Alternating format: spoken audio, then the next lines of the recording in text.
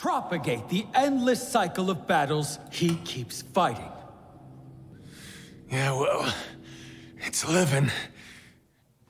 Okay, here we go. The time has finally come for the brand new Resident Evil game, Degeneration. I can't wait. The human rights organization TerraSave has demanded that Will Pharma immediately release the results of their clinical test. Okay, a promising start. Let's go. Opening cutscene's a bit lengthy, but okay. No! I don't want to hurt you! Please! I'm sure we'll get to the gameplay eventually.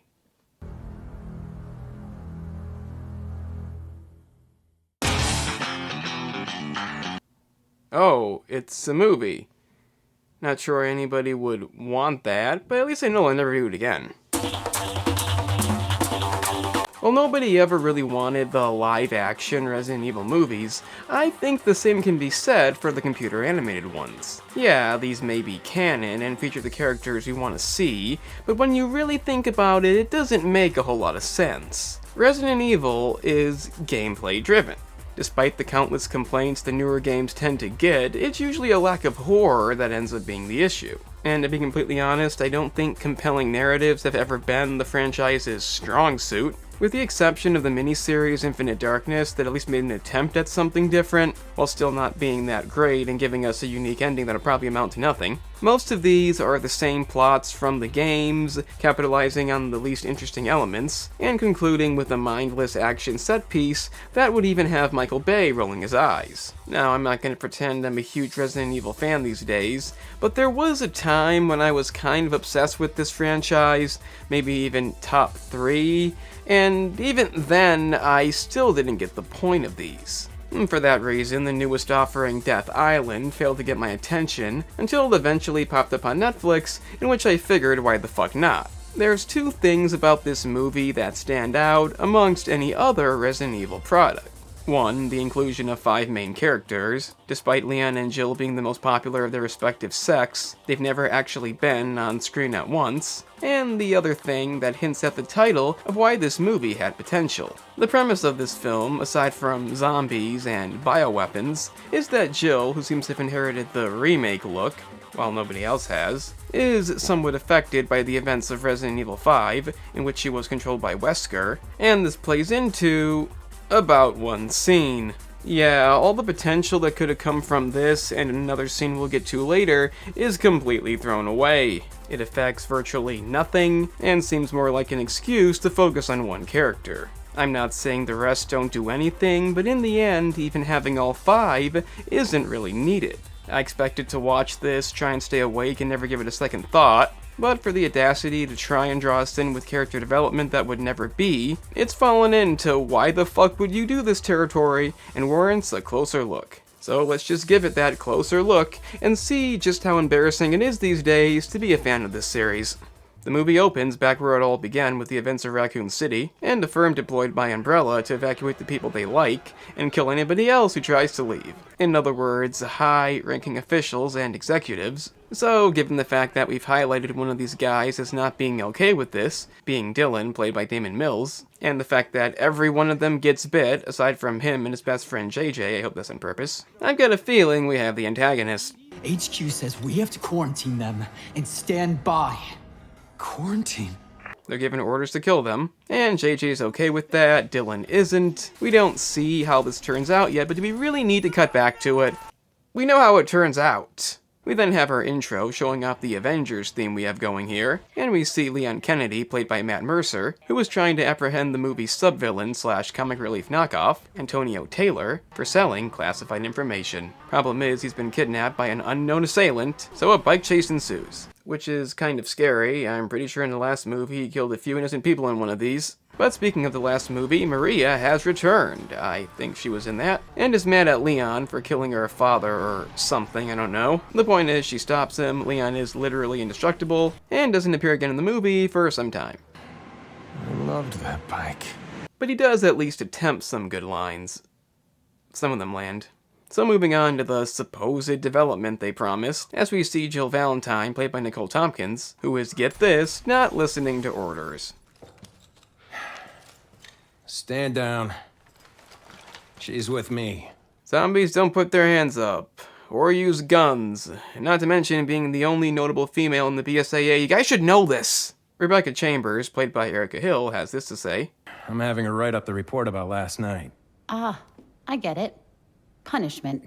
I don't know how that qualifies as punishment, but the point is all these infected people are not being infected by the standard zombie bite, meaning something new. Also, Kevin Dorman, the guy who voices Chris, kind of sucks. What? The rest are okay, nothing spectacular, but he really seems to not give a damn. Sometimes. The nightmare sticks with you. And if you're not careful, it'll swallow you up. Because if we're not, that numbness will burn right down to our souls. Given the project at hand, you can't really blame him. So he wants Jill off the case for obvious reasons, and while I could complain about the fact that the whole trauma thing is irrelevant after this scene, because it basically is, that's not what I hate the most about this. There was this guy named Piers. I wanted him to take over after me. He died to save me. If you don't know who Piers is, he's the guy who supposedly took Jill's place in Resident Evil 6, the only fully playable character who doesn't make it, and despite Resi 6 being the least liked numbered game, there was potential here. The role he played was honestly unexpected, one of the few, if only good moments in that game's story, and while we don't get a flashback to that or anything, it could have still had an effect here. Instead, it goes nowhere, they immediately get off of it, and that's it. Given I don't hate that game as much as some people, and I honestly did like his character, it's so disappointing they bring him up for nothing. It could possibly be to retcon her absence in that game, as fans didn't like her being replaced, and imply she was still affected by the events of Resi 5, but they don't really say that either. Shocking. It would have been so easy to give us at least one meaningful scene of dialogue, but no. Just listen to the next scene and tell me if you think anything is remotely wrong. I'm dealing with my own set of stubborn bad guys. Well, neither are stubborn as you two. Again, I don't know what that relates to, but it's basically the same deal from this point on. If you were to skip this, you'd miss nothing. So, bad guy intro, who would have seen that coming? A lot of main characters in one room, that's a thing. And I'm sorry, I know the jacket was a gift, but maybe a bit overdone. So, Claire Redfield, played by Stephanie Panisello, found an orca with the same T-virus strain, leading to the discovery that all the human victims visited Alcatraz. At least Chris finds that real shocking, it would seem, so they're off. With an island shirt, no doubt. A bit random, but I can't complain. There is a torture device called the Bowl of Phalaris. It was a bowl made of bronze. Put a person inside. But yeah, Dylan decides to go on about a ancient torture device. I don't know why. Probably to pad out the pacing a bit because things move way too fast in this movie. Almost immediately upon arriving, zombies start killing people. No build up to it at all. And given we know they're not infected the same way in this, barricading themselves into an enclosed area proves to be a bad idea. How the hell? What, did nobody tell you that? So, since Jill is supposed to have some kind of issue, even though it's never mentioned again in this, she gets separated, and Chris's island shirt is lost forever. I assume nobody had enough common sense to leave, but at least we're shown yet again that Dylan is the antagonist, and he's upset that he had to kill JJ after he was bit. That's about all the development Dylan gets. Positively shocking. But Chris and Claire discover a survivor, played by Frank Todero, whose survival odds are ridiculously low, but I'm sure he's just some random comic relief asshole. Yeah, there was that Taylor guy, who we know Dylan had and escaped in the scene I didn't mention, but how could that possibly be him? Speaking of Taylor, Leon is here too, trying to find him. And despite the reused trope of two main characters accidentally getting into a fight, and the fact that they just happen to meet, it is kind of cool. Jill Valentine. How's it going? It's partly due to them being the two fan favorites and never appearing in the same scene before, but we're also introduced to the new liquors, these ones, swim, and it's probably the most entertaining scene in the movie. I honestly can't believe they even remembered these things can't hear, but somehow it ends up being, dare I say, a tense scene. How many of these are there? I ain't stopping to count. Well, it's easy. There's the like button down below. You can press it if you want to. And don't worry about the dislike button, because that number is gone. It's easily the most creativity you'll find in this movie, but the line that ends it off is pretty stupid. 0. What? You wanted to know how many there were? No, there is one subscribe button you can hit, if you enjoy. Speaking of stupid, so not Taylor gets hurt, somehow, after calling Claire a terrorist, but after they help him anyway, he has a change of heart. Until a bit later, when he doesn't and does again, not exactly a consistent character.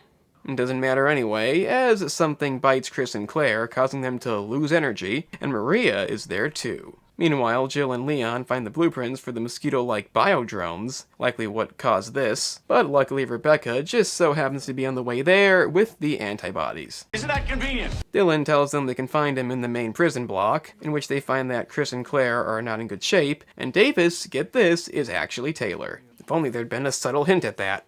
Leon gets bitten too, and Dylan shows up to explain that he's doing all this because he's upset. It's the same everybody's corrupt cliche we've seen literally a million times, so because of that, he's only going to infect the people he chooses and see how they react, I guess. I mean, to be honest, they can kind of see why he's upset. The wiki does prioritize the basic enemy over his friend.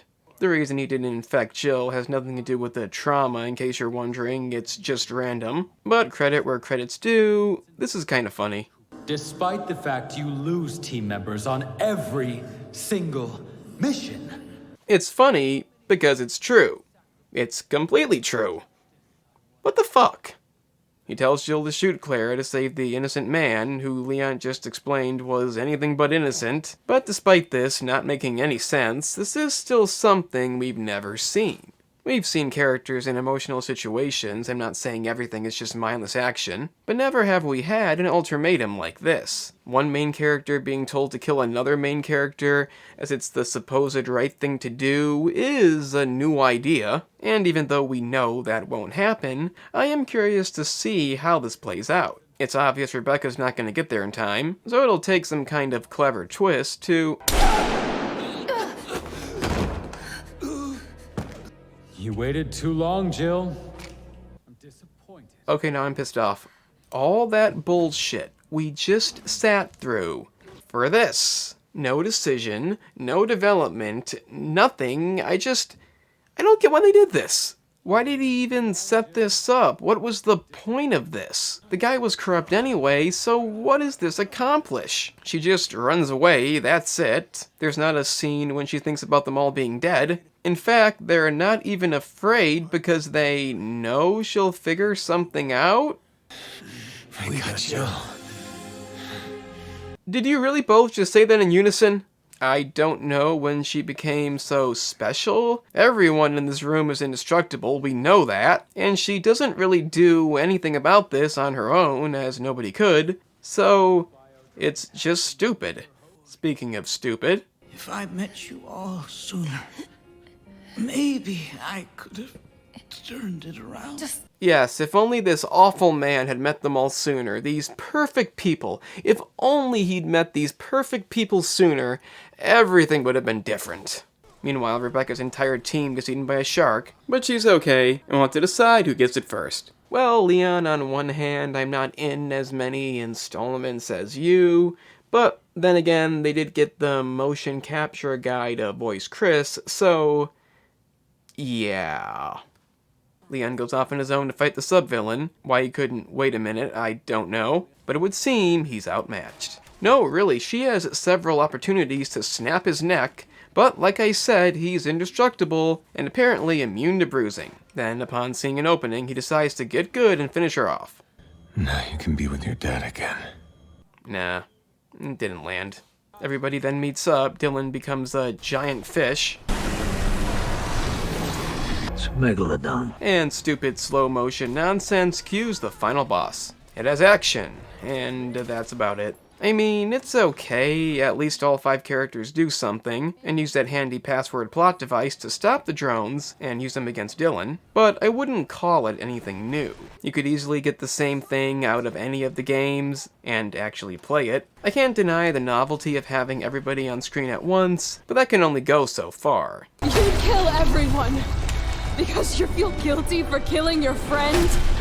Deal with it yourself, asshole! Just like I dealt with my trauma. You'd never guess that based on most of the movie, but they dyed my hair blonde. In the end, they shut the hatch on him and blow him the fuck up. Meaning, lots of cringy dialogue. Is it dead? Super dead. Looks like us suckers win. Again.